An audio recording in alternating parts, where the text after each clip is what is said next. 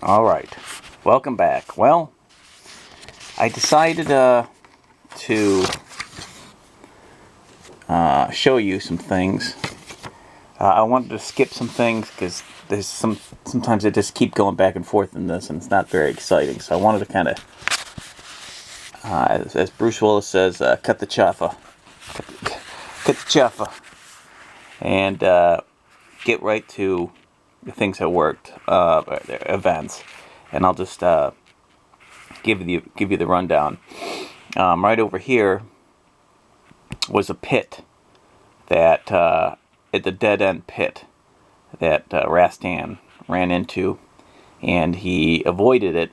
He rolled under the luck score, and he was able to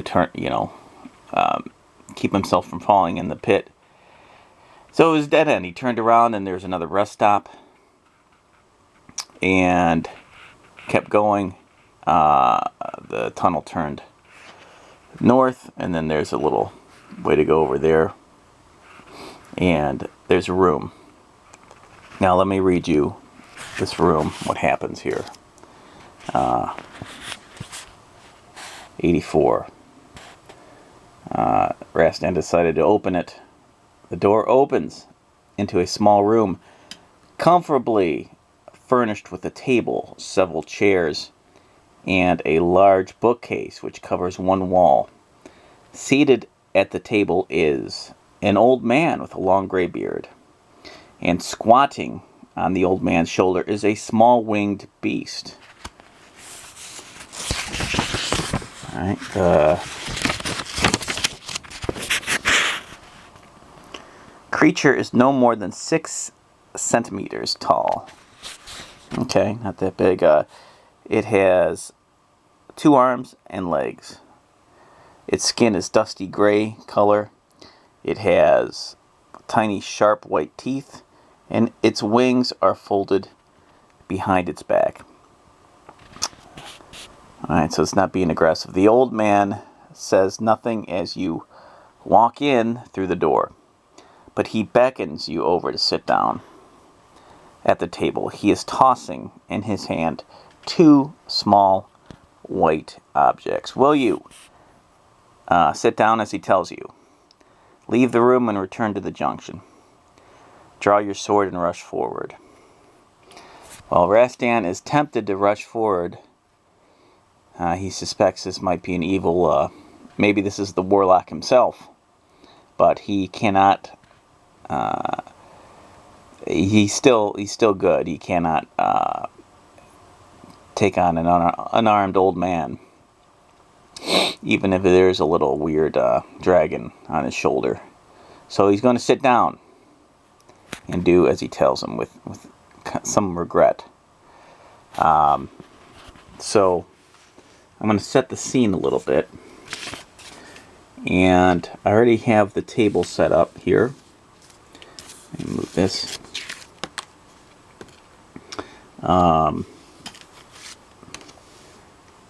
There's a bookcase and 1 shelf, so let me get that out. Again, the Hero Quest furniture, whether you have it or whether you have to make it, works perfectly for something like this. A bookshelf. I thought... See that? Yeah, I do. I got a bookshelf. That's right. Okay, so let's see here. It's on one side. We'll make it on the left side here. And there's the table. There's the old man. Use my NPC token. And some chairs. I'll put a little... Maybe I'll put... He's on the main chair right there because he's sitting down. And I don't think I have any other chairs, do I? Let me see. I don't have any immediate chairs that I can think of right now. Or find. But what can I substitute? I can substitute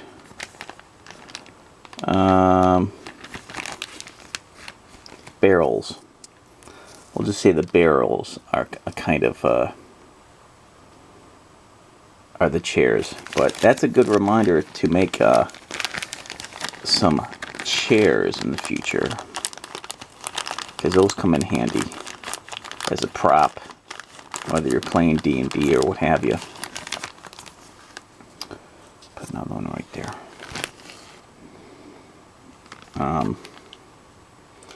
Okay, so let's see what happens. Let's read. Onwards and upwards. So I gotta go to 204.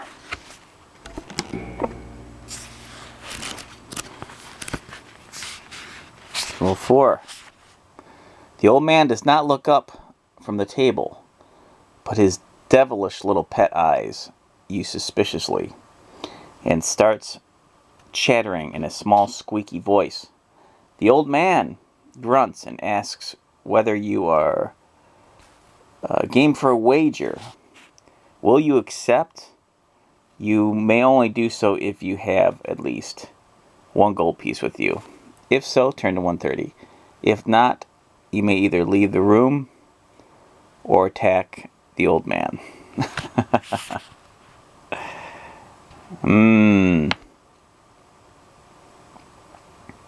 Old man, I'm not here to wager. I'm here to seek a warlock and put an end to his evil madness.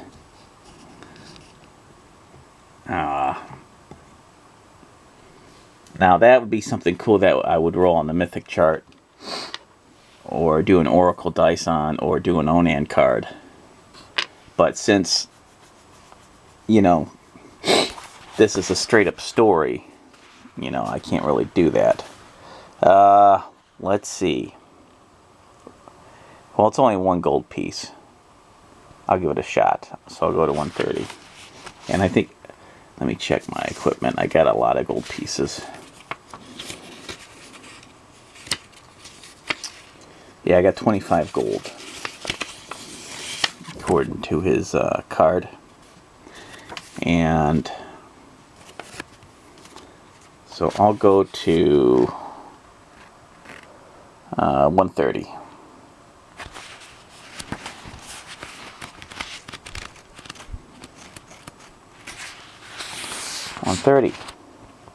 The old man asks you your stake. You may bet between 1 and 20 gold pieces, but not more than you possess. He tosses the white dice, that's what those are, he has been playing with, to you, and asks you to roll 2 dice once for yourself and once for the old man. If your total is higher, you win the amount. If your stake from the old man,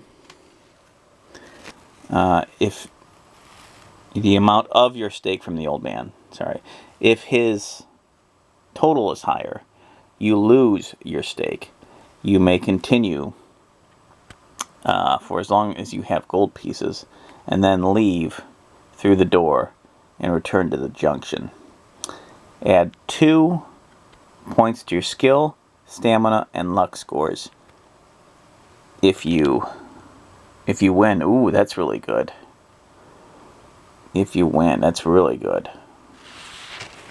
Nothing ventured, nothing gained. So let's see. 1 to 2, but not more than the total. Okay, so I'll bet 1. Alright. And if the total is higher, you win the amount of your stake. Okay. I'll do 2. I'll do 2. Okay, so here I go. I'm going to roll for Rastan. Let's see what he gets here.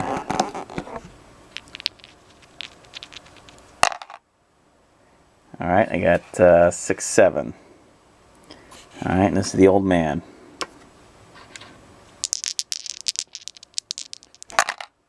Oh, the old man wins.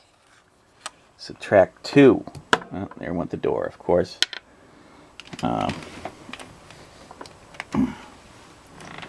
Subtract 2.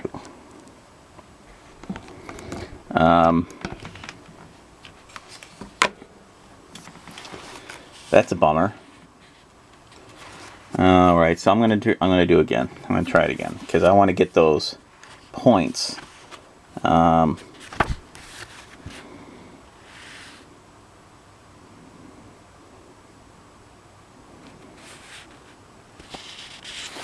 So I'm gonna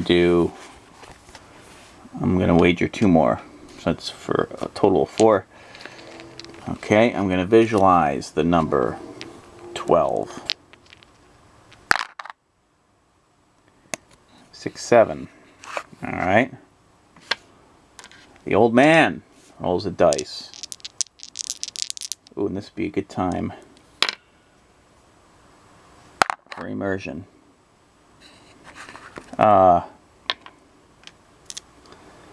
Rastan can feel the I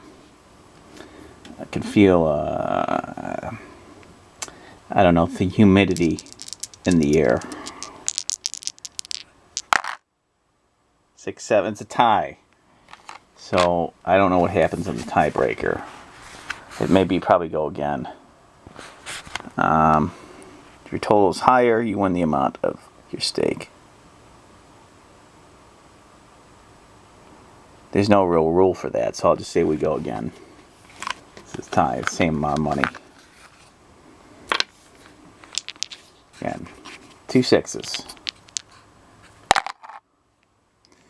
9. That's good.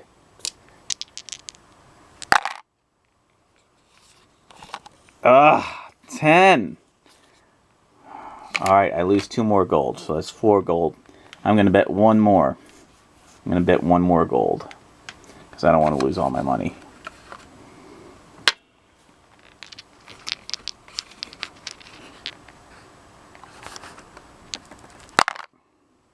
Ugh, 5. Come on, Rastan. Ah!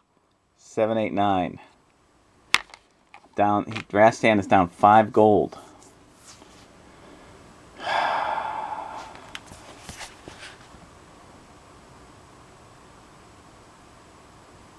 Let's see. Yeah. One more, Rastan.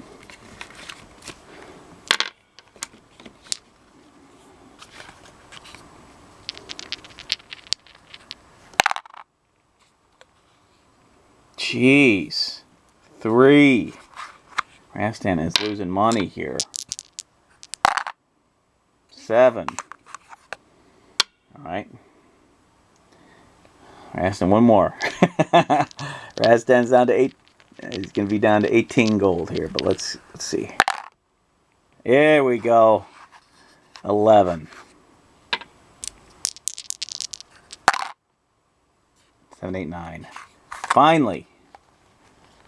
Down to 18 gold. Rastan smiles as he gains some benefits here, but let me... It's a lot, but nothing too major. 18 gold still something to do. I could do something with 18 gold still. So I add 2 points to my skill, stamina, and luck. Well, that's pretty great. So, and that seems to be like a permanent thing.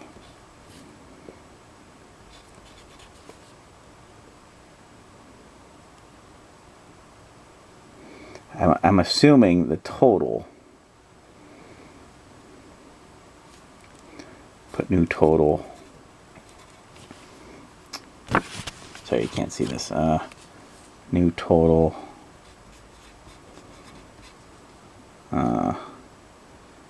19. And then luck.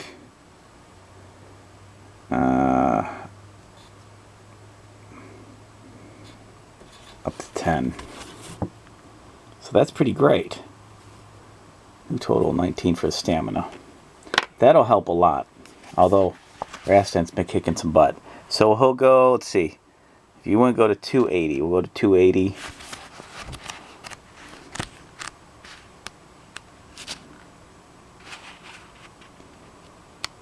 And you'll arrive back at the junction. And this time, take the passageway to the east.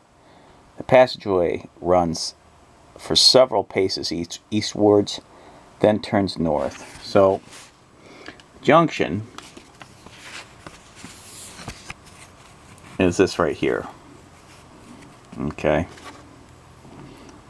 So it then turns north. So I'm going to do one more, and we'll see what happens next. And 311.